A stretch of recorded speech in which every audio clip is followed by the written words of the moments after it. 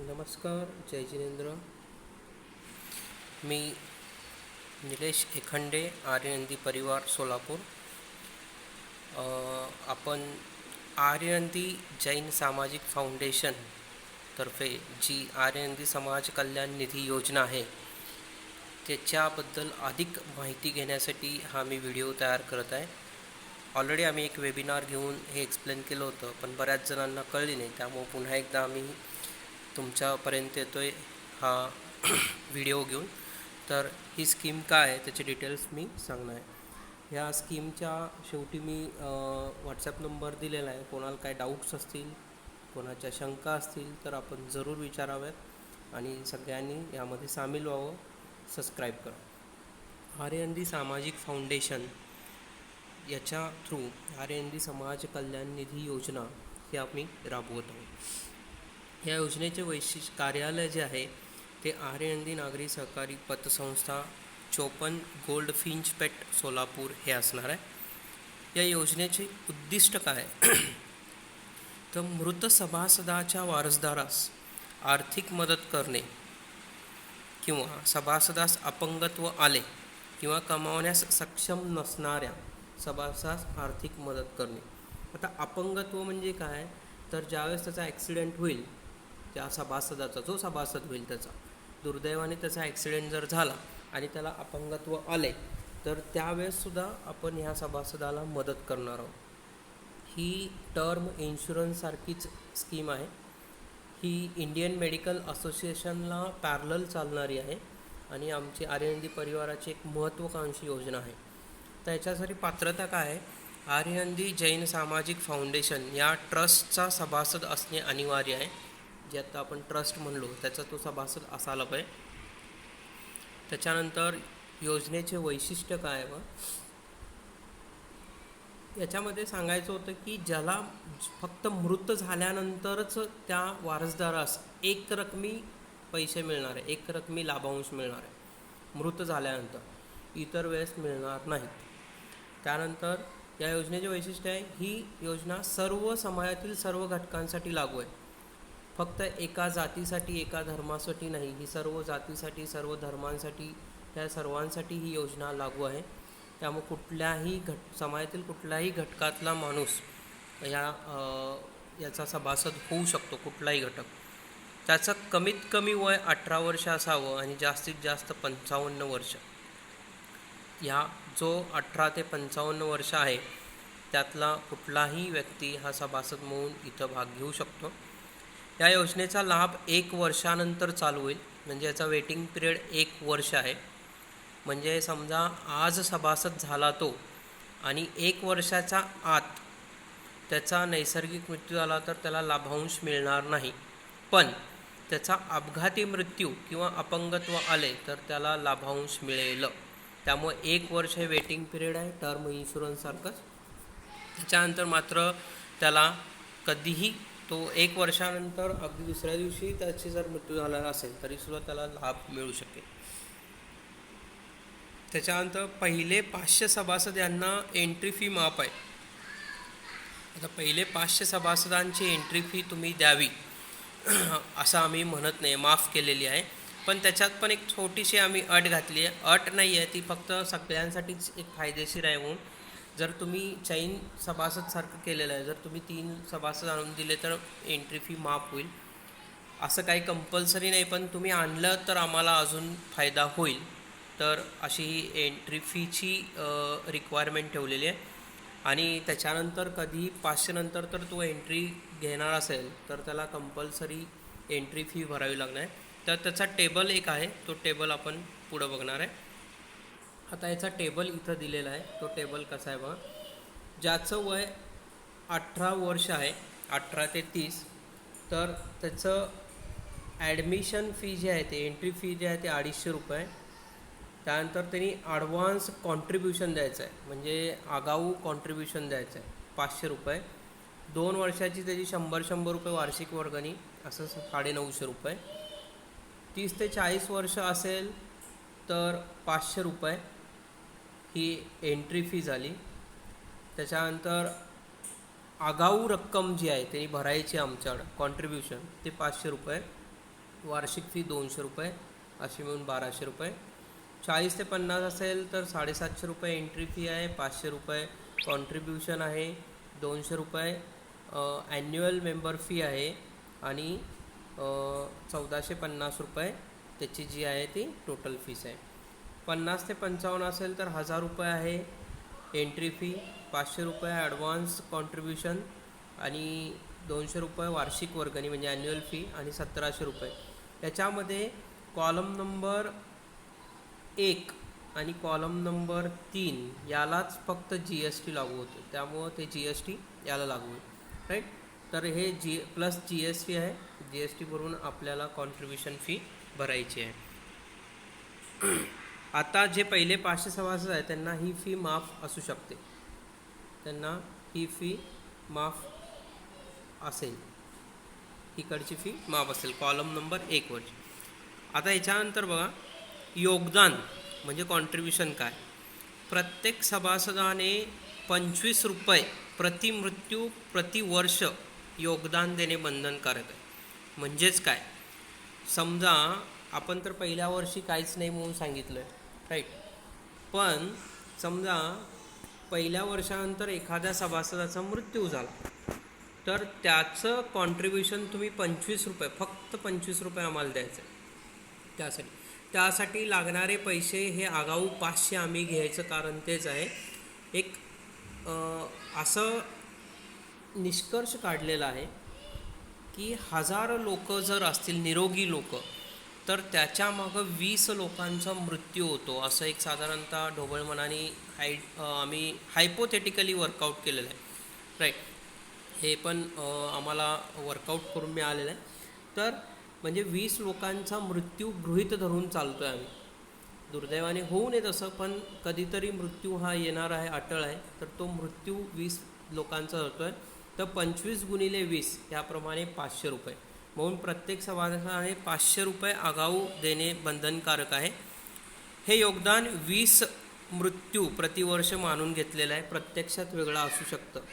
म्हणजेच काय, म्हणजे समजा 1 वर्षानंतर 10 जणांचा मृत्यू आला तर तुमचे 250 रुपये फक्त वापरणार आम्ही, 250 नाही वापरणार. तुम्ही पैसे आमच्याकडे भरायचे नाही, तुम्ही पैसे तुमचं एक सेविंग अकाउंट काढलं जाईल, त्या सेविंग अकाउंटमध्येच तुम्ही हे पैसे जे आहेत ते भरणार आहात आणि त्याच्यानंतर ते आम्ही तुम्हाला पाहिजे तसे घेणार आहोत. आता 500 व वार्षिक फी ही सेविंग अकाउंटमध्येच भरणे बंधनकारक आहे. त्याप्रमाणे ज्यावेळेस मृत्यू, याचं कारणही काय आम्ही 500 रुपये घेण्याचं तेही सांगतो. कारण 1 वर्षानंतर चुकून एखाद्याचा मृत्यू झाला लगेच तर लगेचच 25 रुपये द्या आणि तुमच्याकडनं कलेक्शन करणं प्रत्येक सभासदाकडनं हे फिजिबल होत नाही. म्हणून एक आगाऊ आम्ही ॲडव्हान्स फ्रॅटर्निटी रक्कम किंवा ॲडव्हान्स फ्रॅटर्निटी फंड म्हणून एक छोटीशी रक्कम तुमच्याकडनं घेतो आहे. सभासद सदर रक्कम भरण्यास असमर्थ झाल्यास त्याचे सभासदत्व रद्द केले आहे. म्हणजे तो 500 रुपये समजा नाही भरला एखाद्या वर्षी तर त्याचं सभासद आम्ही रद्द करणार सभासदत्व आणि त्यांनी जे काही पैसे भरले ते जप्त केले जाणार. जशी सभासद संख्या वाढत जाईल तशी राशी पण वाढत जाईल. आता हे आम्ही सांगतोय 500 रुपये हे 1000 लोकांसाठी धरून चालतो. समजा उद्या 10,000 झाले तर मृत्यू हा 20 नसणार आहे, मृत्यू आहे 60-70 गृहीत धरून चालू.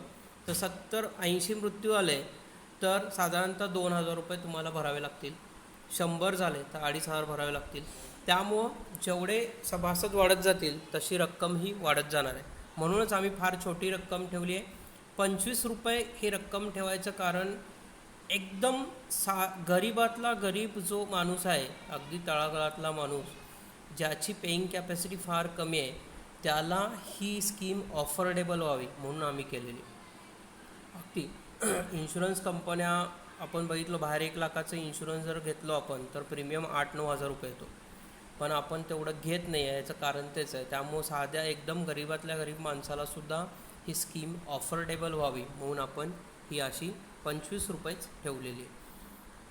आता त्यानंतर बघा, हे जे 25 रुपये तुमच्याकडनं आम्ही घेणार आहे त्यातले 20 रुपये सभासदाला देणार आणि 5 रुपये ध्रुव फंडात घेणार. आता 20 रुपये सभासदाला दिला म्हणजे समजा 1000 सभासद असतील तर 999 गुणिले 20 म्हणजे 19,980 रुपये आपण सभासदाला देणार. म्हणजे समजा ह्या वर्षी 500 रुपये भरला आणि त्याचा दुसऱ्या वर्षी सभासदाचा चुकून मृत्यू झाला, तर 500 रुपये भरल्यानंतर त्याला मिळणार आहे साधारणतः 20,000 रुपये. आता तो सभासद नियमित 25 वर्ष आमच्याकडे जर पैसे भरला, म्हणजे कॉन्ट्रीब्युशन भरला जे काही येईल ते, तर 26व्या वर्षापासून त्याचं कॉन्ट्रीब्युशन आम्ही भरणार, म्हणजे कंपनी भरणार, जे आहे ते कंपनी भरणार. मात्र त्यांनी वार्षिक वर्गणी भरणं बंधनकारक आहे. वार्षिक वर्गणी 100 रुपये त्यांनी कंपल्सरी भरायची. पण जे काय कॉन्ट्रीब्युशन आहे, म्हणजे 26व्या वर्षी समजा 100 लोकांचा मृत्यू झाला, तर 2,500 रुपये कंपनी भरणार, कारण तो कंपनीचा आसेट आहे. त्यांनी 25 वर्ष कंपनीसाठी पैसे भरलेले आहेत. 26व्या वर्षी तो रिटायरमेंट असणार त्याची आणि त्याचे पैसे कंपनी भरणार, पण त्याचा बेनिफिट चालू राहणार. या सर्व जे पैसे भरलेले आहेत, तुमचे पैसे घेतलेले आहेत, ते विड्रॉल केलेले आहेत, सभासदाला दिले आहेत, त्या वारसदाराला दिले आहेत, ह्याचं सगळं ऑडिट जे आहे ते 1 एप्रिल ते 31 मार्च या काळातलं ऑडिट हे आपण कन्सिडर करणार आहे, या काळातलं. म्हणून आपण दरवेळेस 1 एप्रिल ते 31 मार्च हे कन्सिडर करून करणार आहे. सभासदाच्या मृत्यूनंतर 2 आठवड्यात वारसदाराला त्याचा लाभांश मिळेल, पैसे मिळतील. फक्त एक आहे, जे कायदेशीर कारवाई आहे, म्हणजे त्यांनी डेथ सर्टिफिकेट देणं, बँक अकाउंट डिटेल्स देणं किंवा वारसदाराचं डिटेल्स देणं, हे जे काय असेल ते केलेलं असेल, जे एव्हिडन्स दिलेत त्याप्रमाणे त्याची कारवाई केली जाईल. समजा एखादा सभासद हा 4-5 वर्ष झालं कंटिन्यू आहे आणि त्याला वाटलं नाही मला इंटरेस्ट नाही याच्यामध्ये, मला रिटायरमेंट घ्यायची, तर तो रिटायरमेंट पण घेऊ शकतो. कधीही तो रिटायर होऊ शकतो, अगदी 1 वर्षाच्या आतसुद्धा आणि 1 वर्षानंतर कधीसुद्धा. पण ज्या वर्षी तो रिटायर होईल त्या वर्षीच्या 31 मार्चपर्यंत जे काय कॉन्ट्रीब्युशन आहे ते तेवढं त्यांनी भरणं बंधनकारक आहे. 31 मार्चपर्यंतचं कॉन्ट्रीब्युशन भरणं बंधनकारक आहे, बरोबर. आता वार्षिक योगदान तुम्हाला जे आम्ही मागितलं आहे त्याची नोटीस तुम्हाला पाठवणार. सो वार्षिक योगदानाची नोटीस 1 ते 31 मेपर्यंत तुम्हाला पाठवली जाईल. त्यामध्ये 31 मेच्या आत तुम्ही पैसे भरणे बंधनकारक आहे. म्हणजे समजा ह्या वर्षीची नोटीस पाठवली की टोटल 25 डेथ झालेले आहेत, तर 25 डेथपैकी 5 डेथचे राहिलेले पैसे आणि पुढच्या 20 डेथसाठीचे असे 25चे तुम्ही पैसे भरायचे आगाऊ, कारण फ्युचर कॉन्ट्रीब्युशन करायचं तुम्हाला.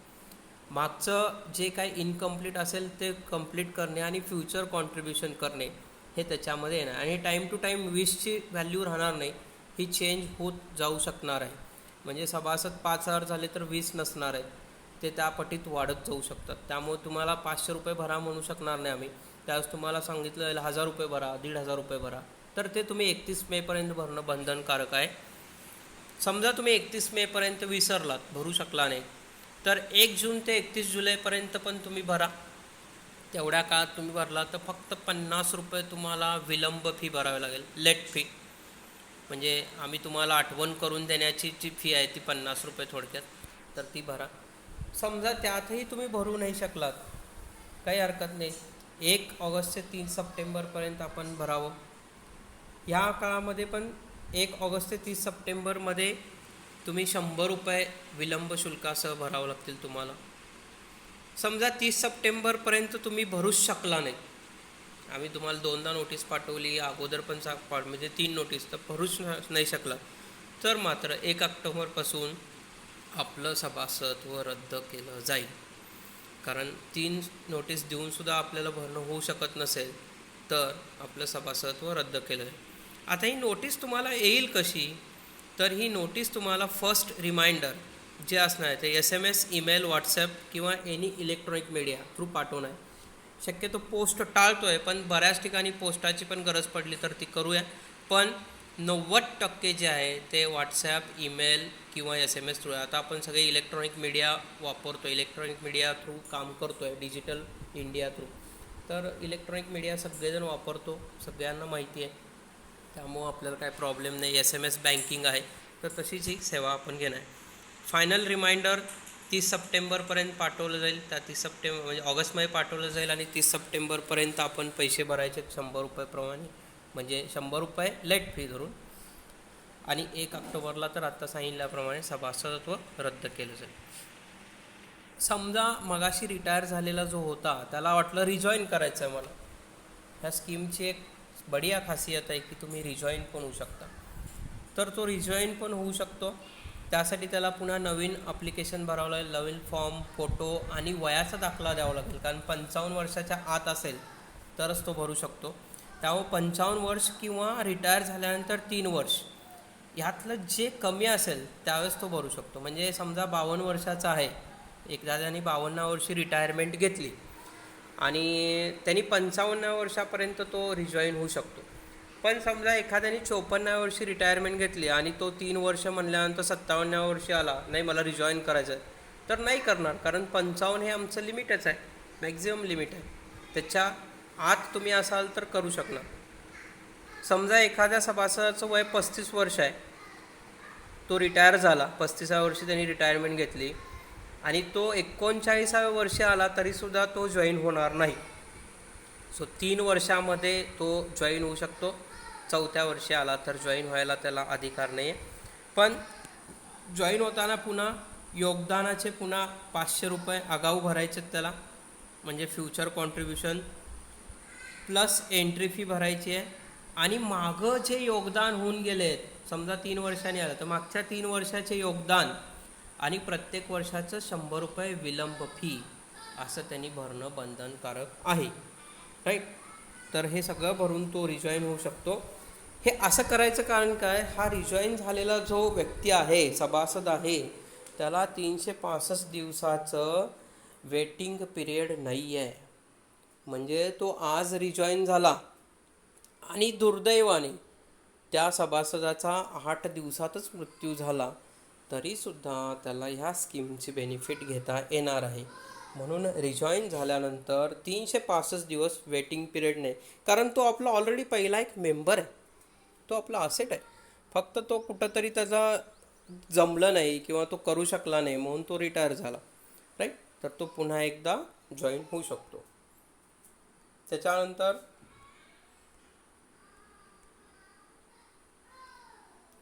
आता याचं व्यवस्थापन कसं असणार आहे, म्हणजे मॅनेजमेंट. सो ह्या पूर्ण स्कीमचं मॅनेजमेंट पूर्ण भारतभर आहे. म्हणजे पूर्ण स्कीम भारतभर राबवणार आहे आपण. प्रत्येक जिल्ह्यात कमीत कमी 100 सभासद झाले तर त्या जिल्ह्यातला एक जो आहे तो प्रतिनिधी म्हणून आपण बोर्ड ऑफ डायरेक्टरमध्ये घेणार आहोत. यामध्ये अध्यक्ष, माजी अध्यक्ष, उपाध्यक्ष, सचिव, कोषाध्यक्ष आणि सहसचिव हे 7 लोक वर्किंग कमिटी म्हणून काम करतील. Working committee. राईट. आणि बाकीचे प्रतिनिधी जे आहेत प्रत्येक जिल्ह्यात ते मॅनेजिंग डायरेक्टर किंवा मॅनेजिंग कमिटी म्हणून काम करतील. आणि ह्या सगळ्यांसाठी वर्षातून एकदा सर्वसाधारण सभा घेतली जाईल. आणि ह्या सर्वसाधारण सभामध्ये सर्व लेखाजोखा सांगितला जाईल, सर्व ऑडिट रिपोर्ट सादर केले जातील.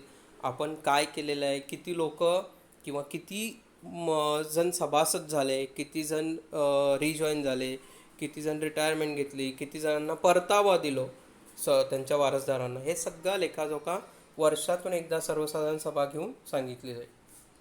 त्याच्यानंतर आहे आता मिसलेनियस पॉईंट्स काहीतरी याचे जे आहेत ते सांगतो. ह्या ट्रस्टचं राष्ट्रीयकृत बँकेत अकाउंट काढलं जाईल. म्हणजे कुठल्या तरी राष्ट्रीयकृत बँक म्हणजे स्टेट बँक ऑफ इंडिया आहे, बँक ऑफ इंडिया आहे, राईट, किंवा बँक ऑफ महाराष्ट्र आहे. हे असं राष्ट्रीयकृत बँकेमध्ये ह्याचं अकाउंट काढलं आहे. सभासदाचं अकाउंट मात्र आर्यनंदी निधी लिमिटेड, जे आर्यनंदी परिवाराचं एक आर्यनंदी निधी लिमिटेड कंपनी आहे, त्याच्यामध्येच आपलं सभासदाचं अकाउंट काढलं जाईल. आता ध्रुव फंडातलं जे पैसे आहेत 5 रुपये प्रत्येक सभासदाकडनं घेतलेले, त्याचा विनियोग ऑपरेटिंग कॉस्ट म्हणून केलं जाईल. म्हणजे आत्ता मी सांगितल्याप्रमाणे SMS पाठवण्यासाठी किंवा पोस्टाचे पैसे पाठवण्यासाठी किंवा त्याच्या घरी जाऊन आपल्याला सभासदाला पैसे देण्यासाठी किंवा हे पूर्ण जी लोक बघणार आहेत हे मॅनेजिंग काम, त्यांच्या व्यवस्थापनासाठी येणारा खर्च, मीटिंग खर्च, सर्वसाधारण सभेचा, हे सगळा खर्च या 5 रुपये जे ध्रुव फंडातून असणार आहे तो करणार आहे.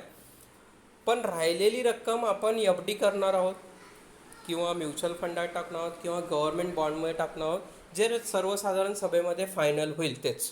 सर्वसाधारण सभेत जे फायनल होईल, सगळ्यांना वाटलं म्युच्युअल फंडात टाकावं तर म्युच्युअल फंडात टाकलं. ह्याचे पैसे ह्याच लोकांसाठी वापरले जाणार आहेत.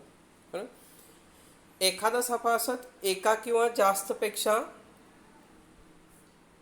किंवा जास्त लोकाला वारसदार म्हणून नेमू शकतो. म्हणजे समजा एखादा 3 मुलं आहेत तर 3 मुलांच्या नावाने वारसदार म्हणून देऊ शकतो. पण त्यांनी त्याचं कॉन्ट्रीब्युशन सांगितलं तर बरं होईल. म्हणजे त्याला किती कॉन्ट्रीब्युशन मिळावं, 60%, 40%, 30-30, 40%, जे काय असेल ते. काहीच नाही दिलं तर आम्ही इक्वली कॉन्ट्रीब्युशन म्हणून कन्सिडर करून दिलं जाईल. विशेष म्हणजे तो सभासद, तो नॉमिनी कधीही बदलू शकतो, वारसदार कधीही बदलू शकतो. एखादा मायनरसुद्धा वारसदार असू शकतो. मायनर हा सुद्धा वारसदार असू शकतो.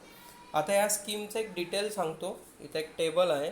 त्या टेबलमध्ये बघा, एक साधारणतः 2020-21ला आम्ही लॉन्च करणार होतो, पण हे कोविडमुळं आम्हाला शक्य झालं नाही. त्यामुळे आता 21-22ला ही लॉन्च झालेली स्कीम आहे. आता ही लॉन्च झालेली आहे, तर हे 21-22 धरून चालू आहे. 1000 सभासद झाले तर तुम्ही 100 रुपये एंट्री फी भरताय, 500 रुपये कॉन्ट्रीब्युशन करताय. त्यातले 75 रुपये नॉमिनी असणार. 100 रुपये तुम्ही एंट्री फी भरले, त्यातले 75 रुपये आम्ही नॉमिनीला देणार. 25 रुपये कॉर्पस म्हणजे ध्रुव फंडला जाणार. 500 रुपये तुमचे यावर्षी वापर झालाच नाही, कारण पहिल्या वर्षाला कोणालाच आपण देणार नाही परतावा, त्यामुळे तुमचे तसेच राहिले. 575 रुपये तुमच्या अकाउंटला जमा आहेत बघा. तुम्ही भरले 600 आणि 575, म्हणजे तुमचा सेविंग अकाउंटलाच आहे, कंपनी ते पैसे वापरणार नाही.